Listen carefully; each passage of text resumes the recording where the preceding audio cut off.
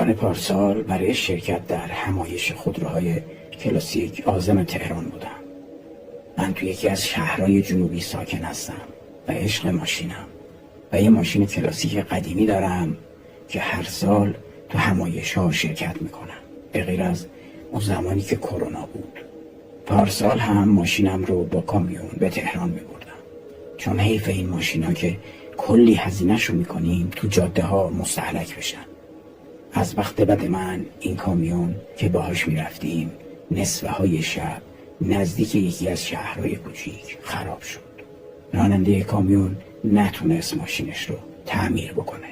سعی کردیم از ماشین‌های عبوری کمک بگیریم که خدا خیرش بده یه کامیون ایستاد و اومد کمک، اما اونم نتونست کامیون رو روشن بکنه و ما رو بکسل کرد و تا نزدیکترین شهر برد.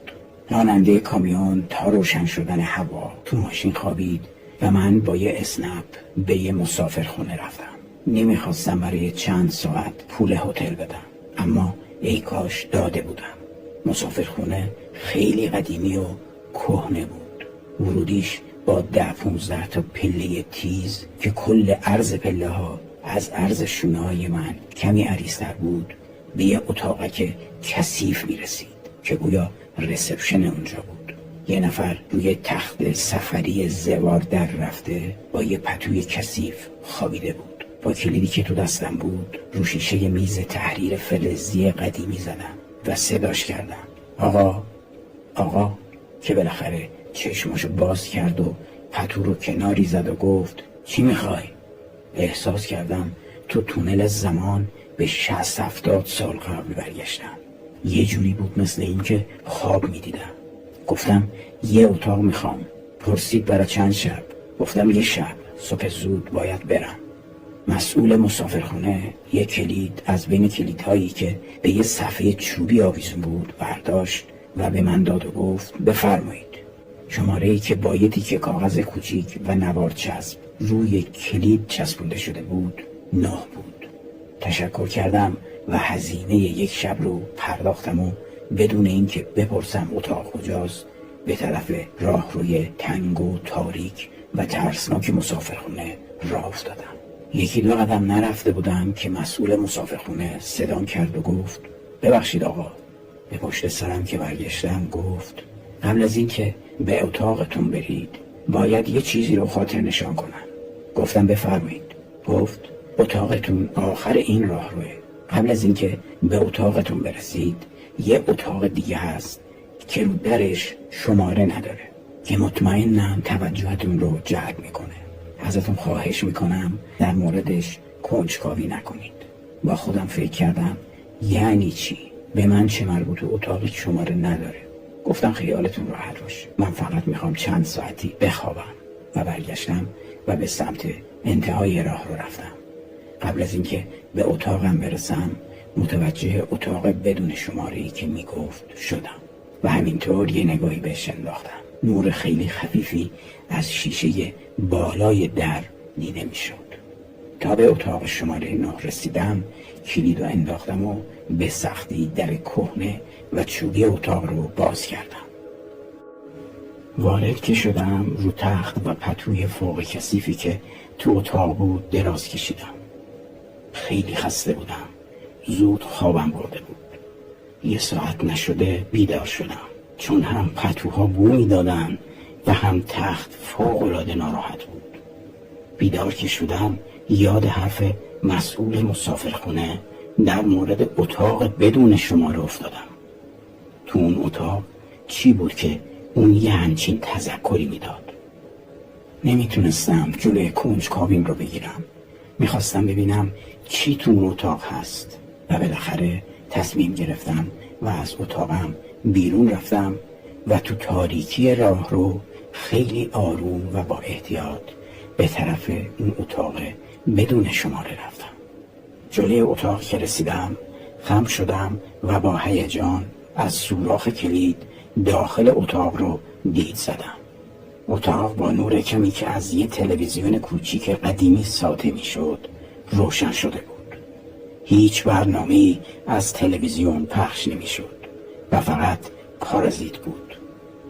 سعی کردم از سوراخ کلید قسمت‌های دیگه اتاق رو هم ببینم که یه خانم خیلی پیر رو دیدم که رو مبل نشسته و به تلویزیونی که فقط پارازیت داشت نگاه میکرد. از سوراخ کلید چیزی بیشتر از این دیده نمیشد. بازم نفهمیدم که چرا تاکید میکرد در مورد اتاق کنجکاوی نکنم.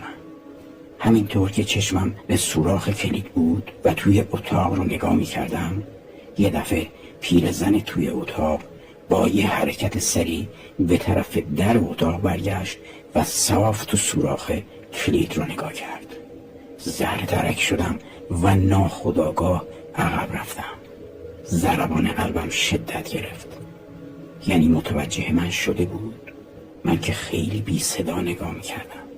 شاید هم حسش بهش گفته بود که یکی از سوراخ کلید نگاه میکنه.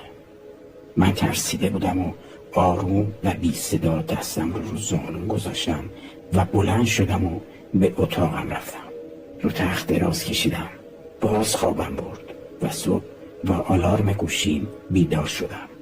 باید میرفتم و به راننده کامیون سر میزدم. از اتاقم بیرون رفتم.